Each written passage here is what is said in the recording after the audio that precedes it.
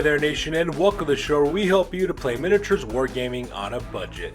It is I, Commander Cheapskate, and welcome to Cheap Shots, the ultimate series for miniature wargamers who want stunning tabletop quality models without breaking the bank. In this series, I'll show you how to save money on your miniatures painting hobby by using affordable craft paints, budget-friendly tools, and clever techniques. Whether you're a beginner or a seasoned hobbyist, you will learn how to achieve incredible results without breaking the price tag. And on this episode, we're going to show you guys how to paint up both Rein and Raus, the two rattling thieves from Warhammer Quest Blackstone Fortress. This week's all about rattlings. We've done a little video talking about how you can play rattling Venator gangs and Necromunda, so only seemed right to show you guys how to paint up these miniatures to a beautiful tabletop quality, at the same time saving you buckets of money. By following the tips and techniques and the materials that we suggest using, you can paint your miniatures to a beautiful tabletop standing for $25.02.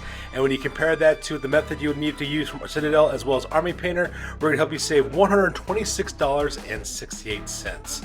So that being said, let's talk how to about quickly and more importantly cheaply paint up Rein and Raus from the games of Warhammer Quest Blackstone Fortress. Alright, the first thing you gotta do, of course, is to assemble your miniatures. These are push-fit miniatures, so they're very simple to put together. And the next thing you need to do, of course, is to prime your miniatures. Priming does a couple of things that's important for the miniature painting process.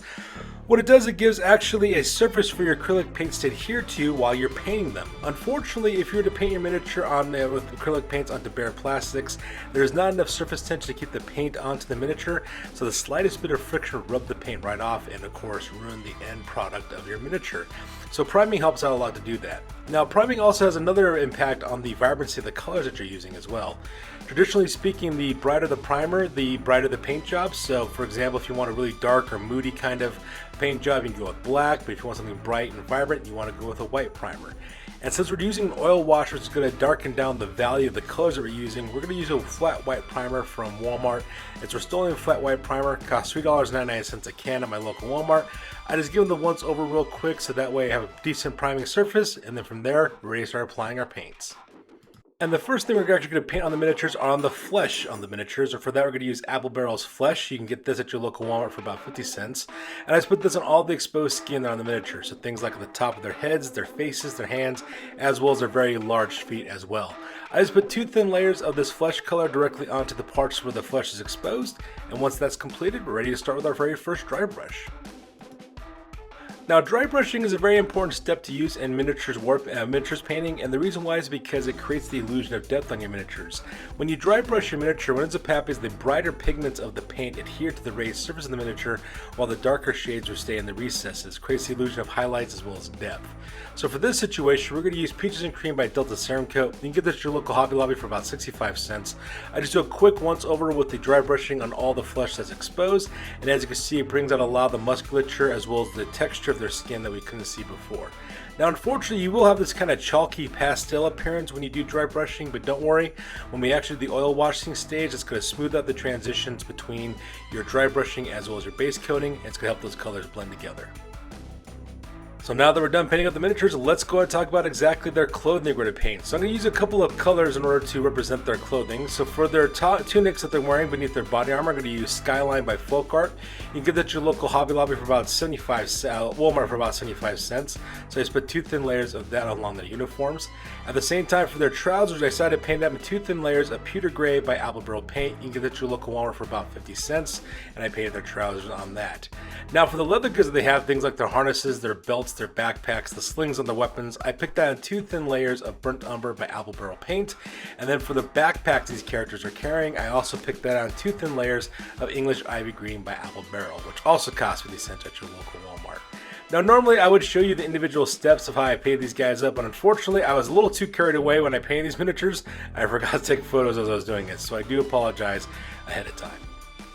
From there, the next we're going to start working on some of the finer details. For example, the cuffs of their clothing as well as the collars of their shirts.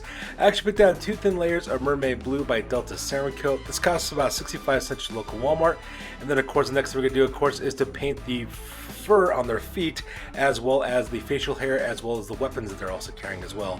Now, I do apologize in advance. Like I said before, I got a little carried away when I painted these miniatures, and I didn't actually take photos of all the steps, so I do apologize for that. But for all the black materials that I painted, such as the eye patch, hatch, as well as the gun casings, as well as the fur on their feet and the weapon casings. I picked out 2 thin layers of pavement paint by Apple Barrel Paint. You can get it at your local Walmart for about 50 cents. And of course I used that same Peter Gray on their beards and those of the hair for the characters. And then once we got that all taken care of, we're going to do an all over dry brush on the miniatures. So the color we're going to use for the all-over dry brush is Pale Gray by Folk Art. Get this at your local Walmart for about 75 cents. We're going to do this over the entirety of all the colors that we painted on their uniforms. And the reason why we're doing that is for 2 reasons. One, there's a lot of gray tones in terms of browns and blacks being used on the color that these guys are wearing. It's a lot of grays as well. So it's a natural highlighting color. And the second reason why we're doing this is because I was kind of lazy and I decided to do one all-over dry brush to get it done real quick.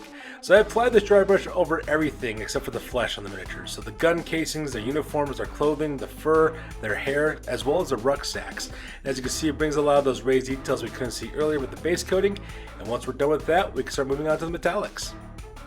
So when it came to metallic elements of these miniatures, I pretty much used 3 different colors. I used Gunmetal Gray by Folk Art in order to paint all the gun weaponry that they're carrying. So things like gun barrels, their grappling hooks, their magazines, bits of weaponry that the man should be carrying on their person. At the same time, I also used Derico Arts Emperor's Gold for bright, vibrant gold color. I used that primarily for the chest plates that they're wearing over their chests in order to protect themselves from incoming fire. So that way it has that little detail that kind of sticks out. And the last color I used, of course, were Copper by Folk Art. I used that to pick out some of the badges and the iconography on their weapons, as well as the goggles that the guy on the left hand side is also wearing as well. You can get all these colors at your local Walmart for about 75 cents a piece.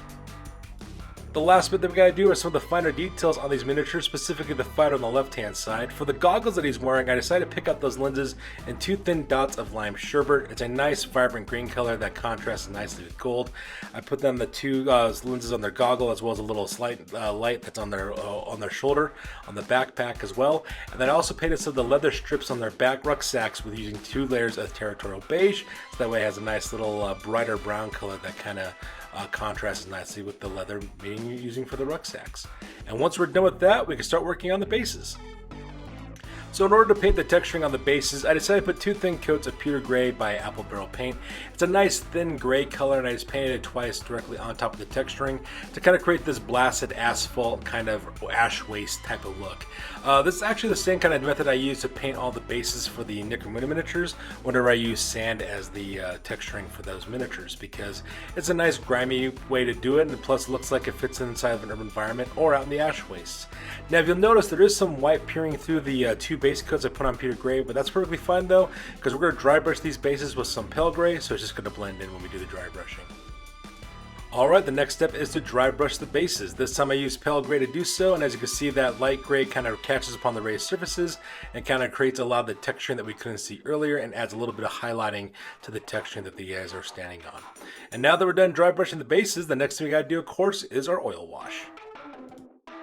Alright, so the next stop is then oil wash. So because we're doing a quick paint method, we're going to use oil wash in order to paint these guys up. And the product I like to use is Minwax Polyacrylic in Mission Oak color. It's made, I can get this from my local Walmart for about $6.99. And the reason why I use that stuff is because it does pretty much exactly the same thing as Army Painter Strong Tone, except that it's a fraction of the cost. All you gotta do, of course, is just take that, apply it like a wash all over the entirety of the miniature, and as you can see, the oil wash does a beautiful job of bringing out the details we couldn't see before. The first thing that it actually does, it actually creeps directly into the recesses of the miniature and brings out those details with that darker color. Things like the individual spaces between the digits on their toes and their hands, the panels on their armor, the texturing of their clothing, the individual strands of hair. It does a really good job of doing that. The second thing it also does too is it also blends together the layers of dry brushing and base coating that we put on our miniatures as well. So if you notice, that chalky kind of pastel appearance is now gone because those transitions have smoothed out. And the very last thing it also does as well is it also darkens down the vibrancy of the colors that we use on our miniatures. That's the reason why we use such bright colors in the first step, so that way it can get muted down by the oil wash. Now once you apply your oil wash, you'll need to let this stuff dry and cure for about 24 hours because it does have polyurethane in it. And the nice part is that once it cures, it'll create a nice hardened layer to protect your paint job and make sure it doesn't get chipped or fading. And once that's done, of course, this is what the miniatures look like when they get their oil wash. And the last thing we do real quick is a matte varnish on the miniatures. Now, unfortunately, when you use Mission Oak or Army Painter, You get this high gloss sheen, and that's because of the polyurethane that's mixed into the stain. If you like that hard candy coated reflective look, you could keep that of course and skip this step. However, I like more of a matte finish on my miniatures, so because of that, I just spray them real quick with a quick can of matte varnish, my Krylon matte varnish.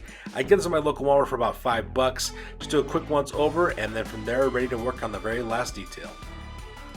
And that last detail, of course, is to rim the bases. In this case, I use 2 thin layers of Skyline. It's a beautiful stark grayish blue color that I use for all the miniatures that we use for our studio's collection for skirmishing, specifically Necromunda as well as Mordheim. It's a nice grayish bluish color that's enough contrast to make it stand on the tabletop, at the same time kind of looks like it still fits inside an urban environment. And once we're done with that last detail, we're ready to move on. Alright, so this is the end result of our miniatures. As you can see, they're brought up to a beautiful tabletop standard by using some really cheap alternative craft paints that we get at my local Walmart. So now that we're going to talk about exactly what my cheapskate method looks like, let's talk about exactly what you'll need to buy from Army Painter as well as from Citadel if you want to achieve the exact same results we did, but using their named products instead. So this is the shopping list that you'll need to buy from both Citadel as well as Army Painter to paint your miniatures the same way we did. First of all, you need to buy a can of Corex White Spray, which costs $17. You'll also need to buy Vulcan Green, Cyberite Green, Canadian Flesh Tone, Baylor Brown, Slaanesh Grey, Flag One Flesh, Rust Gray, Ulthuan Gray, and all those pots are going to cost you $4.55 for those. You also need to buy a pot of Asher Granite in order to do the texturing on the base, as well as Wildwood, Talisar Blue, Lead Belcher, Screaming Bell, as well as Retributor Armor, and each of those paints cost $7.80 a piece. In order to do the oil wash, you'll need to buy a can of Army Painter Strong Tone, which is going to cost you $32. And if you want to do a matte varnish on your miniature, you also need to buy a can of Munitorium Varnish, which also costs $19.50. So assuming that you're purchasing everything for the very first time, you're talking about a grand total of $151.70 in order to paint up your miniatures the same way we did, but using Citadel as well as Army Painter. Now our cheapskate method came up to a grand total of $25.02, and when you subtract the two, you end up with a grand total savings of $126.68. So there you guys have it. If you're looking for a way to save money on the miniatures wargaming hobby, may I suggest using cheap craft paints as well as other craft materials in order to achieve your hobby results with minimal costs involved. As you can see, I have pretty much similar results at a fraction of the price, and it brings it to a beautiful tabletop standard and saves you a lot of money that you could use instead to buy more miniatures and then paint with cheaper paints, so that way you can keep the cycle going. Well, anyways, there you guys have it. What do you guys think of my paint job? Please feel free to like, comment, or subscribe. Your guys' input is invaluable to us as always. Also check us out on Facebook, Instagram, as well as blogger.com for all the latest greatest hobby news related to this channel.